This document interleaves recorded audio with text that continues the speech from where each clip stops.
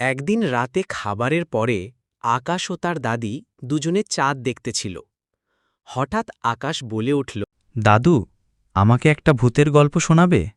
অবশ্যই, কেন নয়? তুমি আমার একমাত্রে কলিজার টুকরা। তোমাকে না শোনালে কাকে শোনাব? শোনাও তাহলে, দেরি করছো কেন? শোনাচ্ছি বাবা, শোনাচ্ছি। শোনো তবে। এক গ্রামে একটি বুথ ছিল, ছোট হলেও খুব চতুর। একদিন বুথটি খাবার না পেয়ে বুথটি ছোটাছুটি করে এবং ছোটাছুটি করতে করতে পুকুরে পড়ে গেল। বুথটি ভয় পেল, কিন্তু ধৈর্য ধরল এবং উপরে উঠল।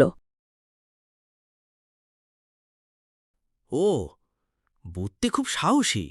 এই বুথটি আমাদের ধৈর্য এবং সাহস শিখিয়েছে। দাদু, আমি এখন ভূতের মতো সাহসী হতে চাই।